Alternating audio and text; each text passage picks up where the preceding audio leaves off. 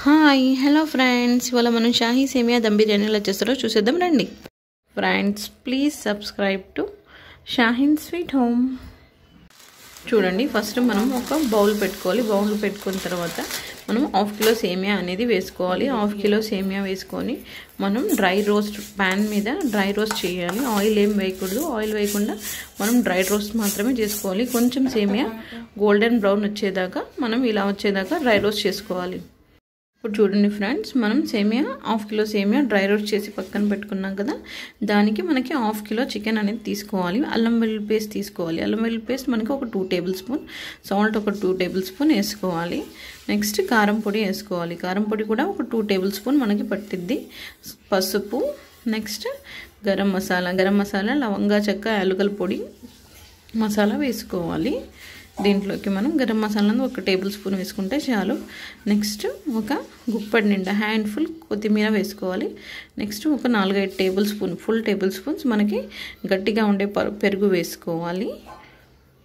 పెరుగు వేసుకున్న తర్వాత మనం పుదీనా కూడా ఒక గుప్పడి నిండా తీసుకొని, పుదీనా కూడా కొంచెం ఎక్కువే పట్టిద్ది దీనికి.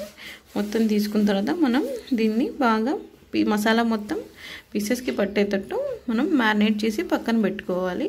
ఒక 1/2 అవర్ దాన్ని మనం మ్యారినేషన్ కోసం వదిలేయాలి.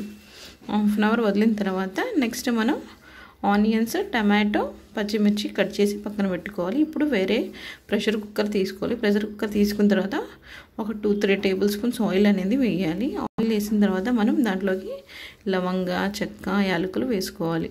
వేసిన తర్వాత మనం ఆనియన్స్ ఉన్నాయి కదా, ఆనియన్స్ మనకి వేసి కొంచెం గోల్డెన్ బ్రౌన్ వచ్చే వరకు మనం స్టవ్ మీద పెట్టుకోవాలి. గోల్డెన్ బ్రౌన్ వచ్చిన తర్వాత నెక్స్ట్ మనం దాంట్లోకి అల్లం వెల్లుల్లి పేస్ట్, ఆల్రెడీ మనం అల్లం వెల్లుల్లి పేస్ట్ యాడ్ చేసాము మ్యారినేషన్ ప్రాసెస్లో.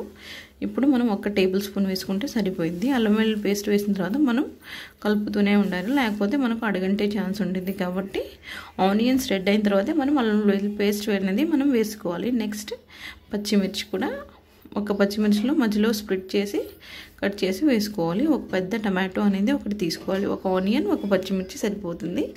బాగా మగ్గబెట్టుకోవాలి. మగ్గిన తర్వాత నెక్స్ట్ మనం దాంట్లోకి ఇప్పుడు బాగా కలుపుకోవాలి.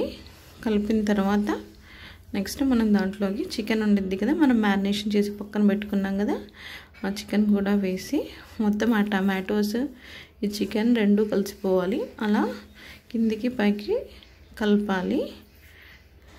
కలిపిన తర్వాత మనం దాంట్లోకి చూడండి, మనకి కారం సరిపోలేదు, కారం ఇంకా సాల్ట్ అనేది ఒక్కొక్క టేబుల్ స్పూన్ అనేది మనం మళ్ళీ యాడ్ చేసాము. ఇప్పుడు చూడండి, ఆ టమాటోస్ ఆనియన్స్లోకి ఇప్పుడు మనం వేసుకున్న మసాలా, మ్యారినేట్ చేసుకున్న పీసెస్ ఉన్నాయి కదా, అది వేసి బాగా కలుపుకోవాలి. బాగా కలుపుకున్న తర్వాతే మనం దానికి ప్రెషర్ కుక్కర్లో 3 విజిల్స్ వచ్చేదాకా ప్రెషర్ కుక్ చేయాలి. అండి, మనకి 3 విజిల్స్ అయిపోయాయి కదా, అయిపోయిన తర్వాత ఓపెన్ చేసుకున్న తర్వాత దాంట్లోకి మనకి ఈ సేమియా అనేది వేసుకోవాలి.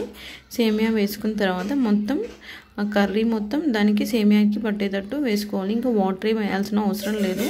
వాటర్ వేయకుండా ఆ సేమియా ఇంకా ఆ చికెన్ గ్రేవీ మొత్తం కలుపుకోవాలి. చికెన్ గ్రేవీ కలుపుకున్న తర్వాత ఇంకా నెక్స్ట్ మనం దాంట్లోకి